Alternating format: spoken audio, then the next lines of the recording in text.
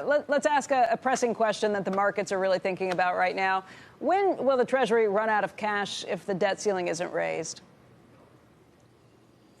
So as I've described, we run a variety of scenarios given the size and scale of the U.S. cash flows. In one of the three scenarios, which is the most conservative scenario that we run, we would have an issue the beginning of September. I've discussed that with the leadership of both the House and the Senate, and that's why I've encouraged them to raise the debt ceiling before they leave. Raising the debt ceiling before they leave. Nancy Pelosi said yesterday that there needs to be a deal reached before they leave for the summer recess. There are people who are telling Elon Musk in Washington that is happy talk, that's not going to happen. What do you think? Well, I've been having daily conversations with the Speaker. I spoke to her and Chuck Schumer yesterday. I have a call scheduled with her later today again. I've been having daily conversations with our internal team, myself, Mick, Russ. We met with the president and the vice president before I left to make sure we have their input. We had conversations yesterday with both Mitch McConnell and Kevin McCarthy. So this is very much a team effort. The good news is we've reached an agreement between the administration, the House, and the Senate on top-line numbers for both year one and year two. We're now discussing offsets as well as certain structural issues, and we've agreed as part of that deal there would be a long-term 2-year debt ceiling increase. So I think all of our first choice is to try to reach an overall agreement, and we're working hard to do that. But if for whatever reason we don't get there in time, I am encouraging a debt ceiling increase. What's the biggest sticking point right now? Is it the $150 billion in offsets that you just mentioned? Is that what might derail things? Well, I didn't mention the $150 billion number. You did. I'm not going to comment on any specific numbers. But as I said, the good news is, we spent a lot of time working on the top line. We're now working on offsets. We've agreed that there will be offsets. So now we're just trying to figure out whether we can get both the number agreed to in time and the specifics in a structure. And we're all working hard to do that. The markets haven't reacted in great force to any of this yet. I think the basic assumption is it will get settled. Is there a time frame that would make you start to worry? I don't think the market should be concerned. I think that everybody is in agreement that we won't do anything that puts the U.S. government at risk in terms of our issue of defaulting. And I think that nobody wants a shutdown in any scenario. So I don't think the market should be concerned. And we're working hard. We'll get there one way or another. Mr. Secretary, the front page of the Wall Street Journal today says that there has been a roadblock that's really been hit in the trade negotiations between the United States and China, and it's because of Huawei. They say no face-to-face meetings have taken place. Can you describe where things stand right now and what your assessment of the situation is? Well, my first comment is don't believe everything you read in the press. My second comment is Ambassador Lighthizer and I have a call scheduled for later today with our counterparts. This will be the second conversation we've had. There's been discussion at the staff level. I think we're working under the direction of President Trump and President Xi from the meeting in Osaka, and we'll see where we get. Assuming that we continue to make progress, I would expect Ambassador Lighthizer and I to travel over there to have an in-person meeting. But as I said, we have another call scheduled for today. And we'll see where we get on that call. In terms of what not to believe, though, what should we not believe? Are you referring to the Wall Street Journal article from last week that said that you had been pushing people to go ahead, pushing businesses to go ahead and agree to sell things to Huawei? Well, we've been very clear, and we've gone on the record saying that absolutely wasn't the case. As I've said, I speak to lots of CEOs daily. I speak to lots of people about trade in general. I've sat in on certain conversations with Secretary Ross as an accommodation with industry and others, but these decisions are fully within the Commerce Department. And as the Commerce Department has made clear, they're considering exemptions that don't impact national security. But no, in no way have I ever been encouraging companies to do one thing or another on this. And, I wouldn't say that that's the sticking point in the trade negotiations. So there are a lot of complicated issues. I think, as I've said before, we had made a lot of progress. We're trying to get back on the path to a lot of progress. And Ambassador and I are working closely on that plan. Mr. Secretary, over the past several months ahead of that last meeting with President Xi and President Trump, Secretary of State Pompeo had traveled the world and talked to many of our allies and encouraged them, or rather, I should say, discouraged them from doing business with Huawei, calling them a security threat to their own countries and ours. To the extent that we get back into some form of business with Huawei, what do you tell our allies? I think we've been clear that from a whole-of-government approach that we have concerns about Huawei being in certain infrastructure, and I think we've been consistent with that. That's a different issue than whether every single product that's being sold to them creates national security issues or not. So I see these as two independent issues, and we've been consistent on both paths. Mr. Secretary, the other day in the discussion about Libra and cryptocurrencies and Bitcoin, I think you were echoing some of the president's comments on using the term thin air in terms of not Libra, but on, I guess, all of them, or Bitcoin specifically, that the value was based on thin air. And I know you were a smart guy at Goldman and a very successful businessman.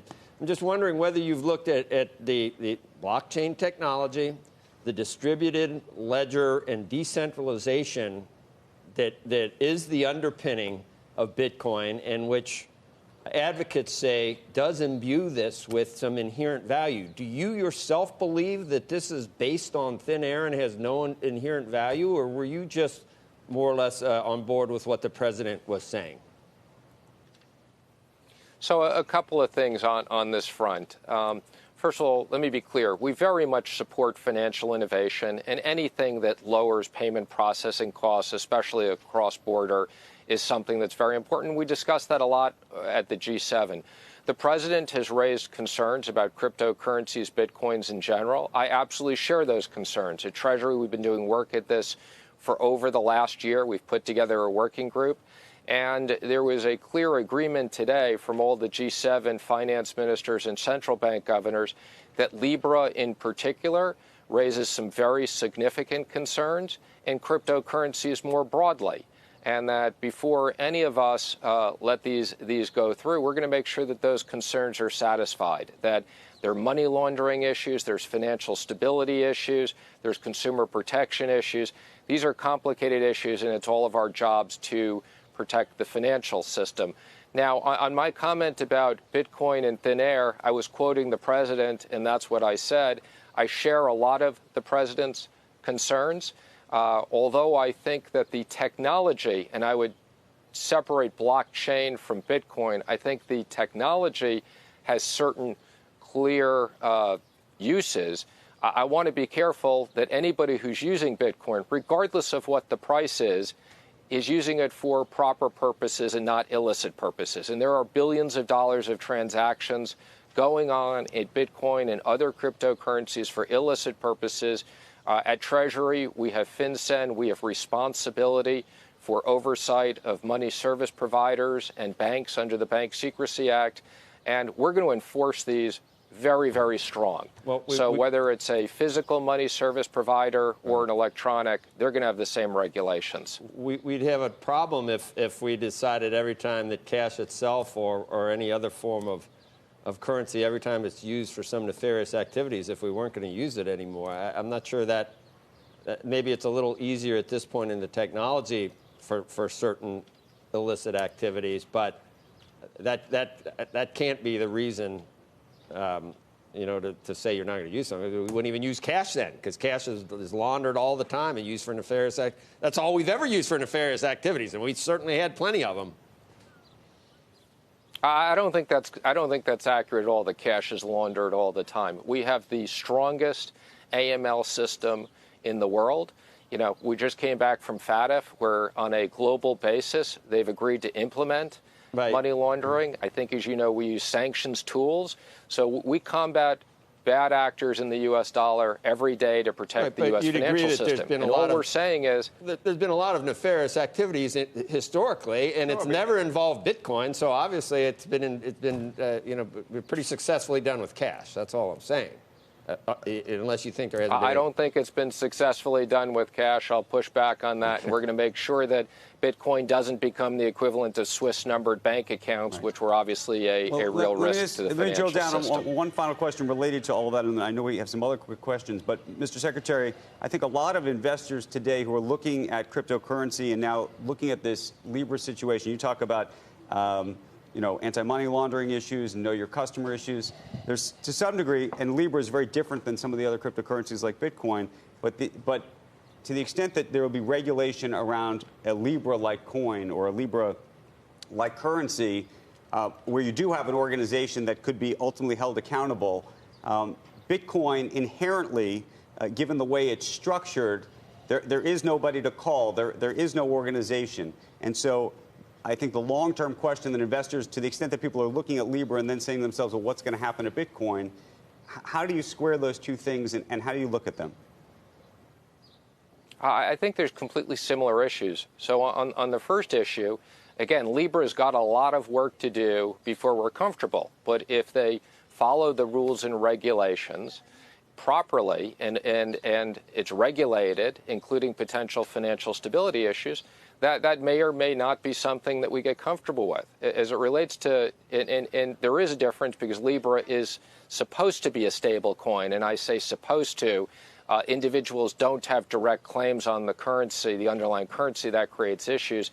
As it relates to Bitcoin, anybody in the U.S. that touches a Bitcoin is responsible for money laundering and will be held accountable. So if you're in the U.S. and you transact Bitcoin, whoever you're transacting with is responsible for enforcing those regulations, and those are rules that are being adapted around the world. Does it concern you that Libra is the company is going to be based, or the organization is going to be based in Switzerland? Do you think that's a coincidence? That per se doesn't necessarily concern me one way or another. Again, what I would just say is, look, obviously there's certain privacy concerns that Facebook has experienced in general. Those will have to be addressed. There's certain complexities around the technology. In this distributed technology, we want to make sure that consumers are protected, that there's someone to stand behind transactions. There's cyber issues. There's regulatory issues. There's international currency issues. These are very complicated. But what the G7 is all for is lowering transaction costs. So one of the things we talked about is it's all the central banks, the finance ministers, the international banks. We want to make sure that if people want to transact business between currencies, they can do that real time, quickly, and without big fees. So that's something that we're all trying to do. Whether Libra is the solution or something else, we will make sure that that occurs. Mr. Secretary, it's not a transaction cost, but in many ways it is for U.S. companies. France putting a 3% tax on some of our U.S. digital companies. Where do you think all of that goes? What do you think Macron was trying to do, and how do you think the G7 is going to ultimately respond? Well, we've had very good conversations over the last 2 days on what I call the international tax issue.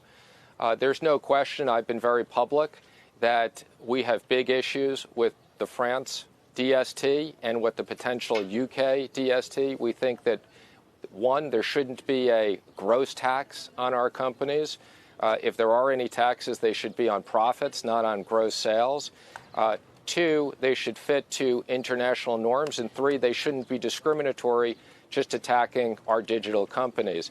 I think the good news is that both France and the UK and the entire G7 want to find an international solution to tax issues. That's important for multinationals. So the issues we're addressing are not just about digital. They're about transfer pricing issues. They're about creating more certainty for global multinationals. They are dealing with transfer issues. They're dealing with certain nexus issues, which do become a little bit more complicated for digital companies. I think we made a lot of progress this week, but we're going to try to move forward on this as quickly as we can. Mr. Secretary, just circling back very quickly to the China trade talks, you said Huawei is not the sticking point, that the Journal's headline this morning is wrong. If Huawei is not the sticking point, what is? There are just a lot of complicated issues. I think, we were very far along on the deal. We were disappointed that we went backwards on certain issues. I think we got direction from President Xi to President Trump to try to get back to the table and move forward. And that's what Ambassador Lighthizer and I are working on. That's our objective. We want to get a good deal. We'll only enter into a deal if it's a good deal. But if we can get a good deal, this is a great opportunity for U.S. companies, for U.S. workers. There's a huge growing market in China of middle-income people, and we want to be able to compete fairly. This has been a one-way street, as the president has said. China can invest here. China can sell into the U.S. Our companies are limited. That's why we have a giant trade deficit, and that's what we're trying to deal with. The deal that we had a few months ago, is that back on the table? I'm not going to comment on the specifics when we're in the midst of a negotiation.